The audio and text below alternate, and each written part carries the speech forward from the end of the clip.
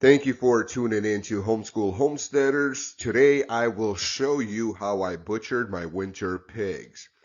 Disclaimer, these videos are for entertainment purposes only. I am not a professional butcher. Please do your own research when butchering your pigs for personal consumption. My pigs are about 300 pounds when I butcher them, and good luck wrestling and moving them all by yourself. I did invite some help, but there is a thing called mandatory overtime, so he couldn't make it. My other helper had a doctor's note. I do not have any fancy equipment, and here are the tools that I will use to butcher my pigs. My 12-gauge shotgun, a utility knife, a hair scraper, weed burner, a propane tank, and my mitts. Before we begin, here is a question that most people have. Is raising pigs worth it?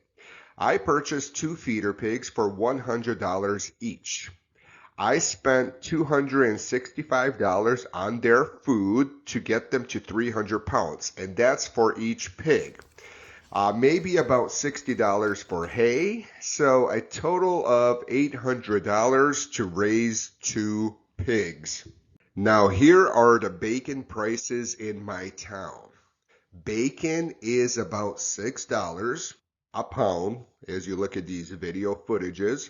My family needs about 2 pounds of bacon a week.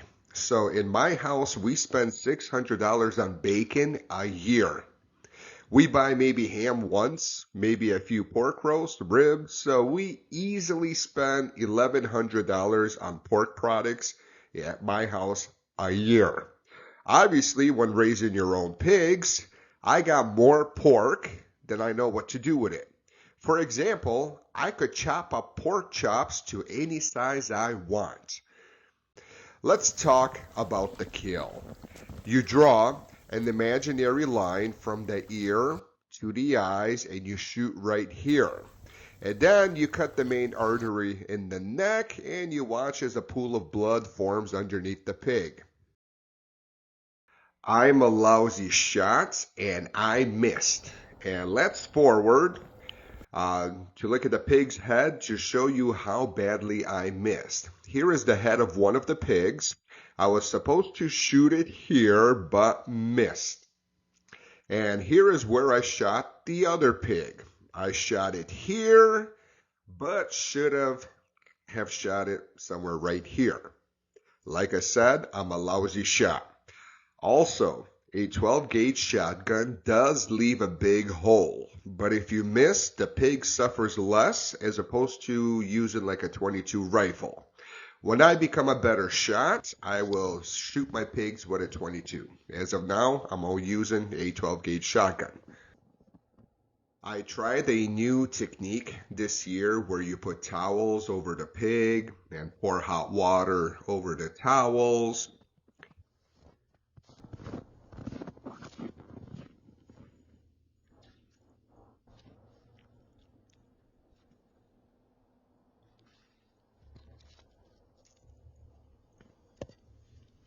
Then I decided this will take too long, and why not just soak the towels in hot water and put them over the pig and then start scraping. I saw this method on YouTube, decided to try it out. Unfortunately, this method was horrible, and I'm not even going to show you the video footage of my attempt to do this. Maybe this method works better in the summer, but it didn't seem to work well for me, especially in the month of January in the state of Minnesota. It took a long time.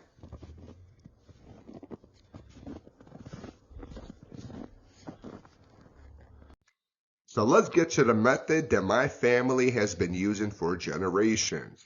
You take a weed burner, and one picture, or one video in this case, equals 1,000 words.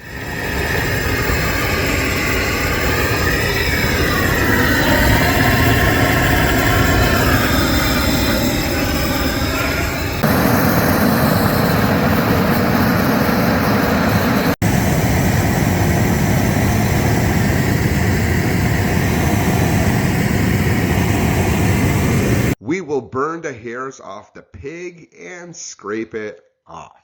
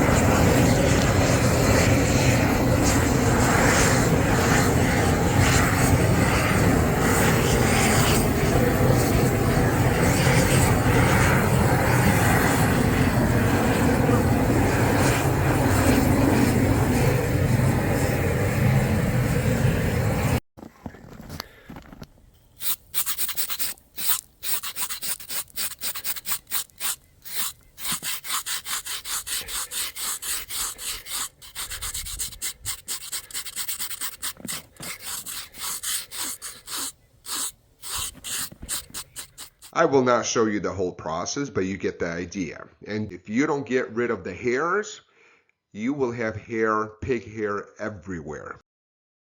When butchering your pigs, you check the liver carefully. Liver is a very good health indicator. If you see any cysts or white spots, the pig is obviously sick or infected, so you should be careful when eating that pig or not eat it at all. My liver looks clean.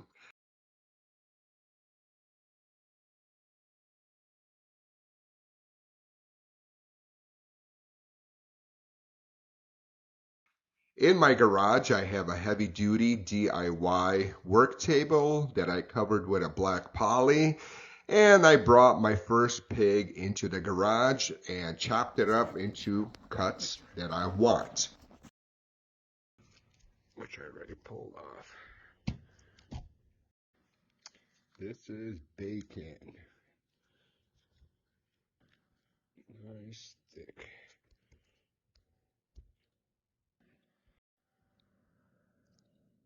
So nice, beautiful.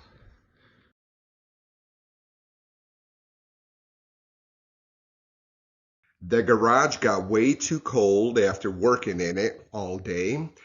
Well, it was cold for me and my little helpers, so I decided to bring the second pig into the house where the temps were more favorable. Very important that you remove all the hairs when butchering the pig. And this is very important. If you don't get rid of the hairs, you will have pig hair everywhere. So you got to get rid of the hair. Something that home butchers should do is you got to burn the hair off. Makes the butchering process easier.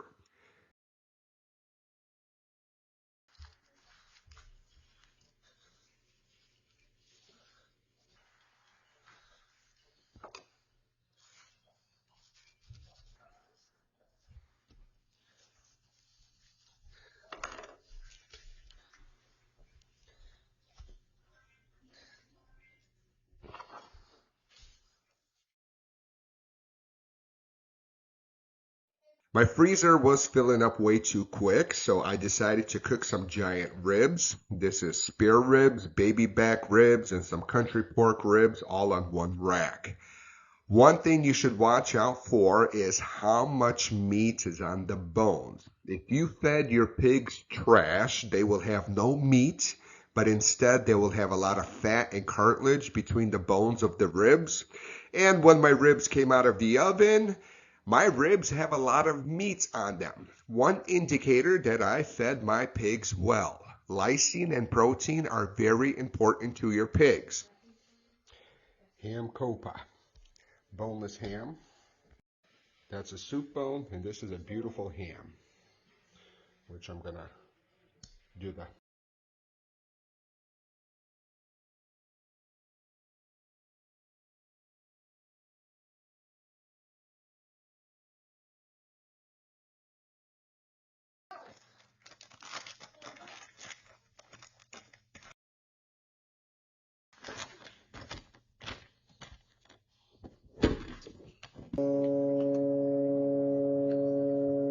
Yorkshire pigs are known for their lean meat and for their average size belly bacon.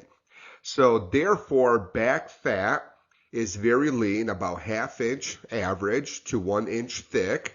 If you look at my pig, the back fat is about 2.5 inches in some area. Also, the belly bacon is about 2 inches thick in some areas as well.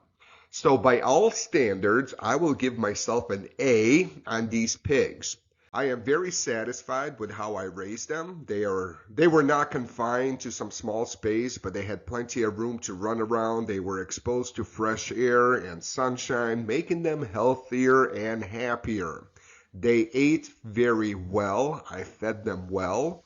And when you look at the meat on the pigs, they're a darker shade of red. They're juicier, cleaner, and obviously much more healthier than the commercial raised pigs. And it's stuffed. All stuffed with meat products. Bacon.